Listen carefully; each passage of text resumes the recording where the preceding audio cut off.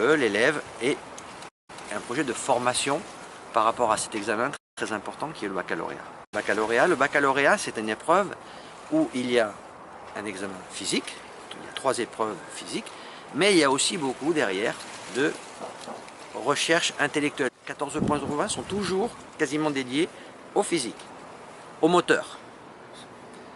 Et il y aura toujours une proportion de 6 points, 6, 7 points, 8 points sur la stratégie individuelle, c'est-à-dire le savoir-faire, comment je fais les choses. Obligatoirement, cette préparation, elle commence très jeune.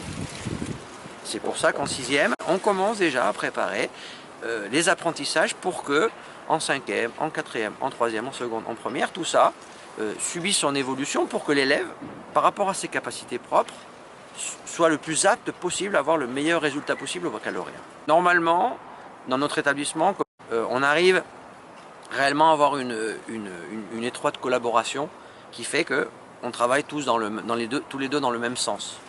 Et donc les résultats au baccalauréat sont très bons. Mais c'est pas seulement les résultats au baccalauréat, c'est aussi l'importance que peut avoir le PS dans l'enseignement, dans le même enseignement. Et donc je pense que moi, dans le système français, il y a un certain équilibre par rapport à ça. Et heureusement que cette matière, le PS, subsiste, parce qu'il y a beaucoup d'élèves qui en tirent profit.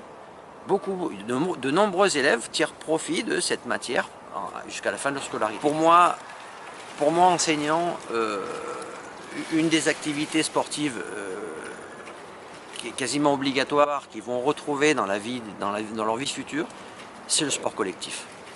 Travailler avec d'autres, dans un objectif. On le voit de plus en plus dans des grandes universités maintenant, ils demandent toujours du travail collectif dans les entreprises.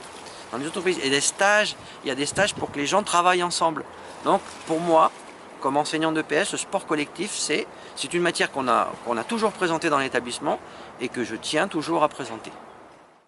L'importance de la réflexion dans le mouvement. Les choses que l'élève doit savoir, il doit les faire sur le terrain. Ça ne sert à rien de réciter par cœur sur un papier comment je vais courir plus vite. C'est justement connaître les mécanismes qui vont me permettre de courir plus vite et de les intérioriser pour les transmettre sur le terrain.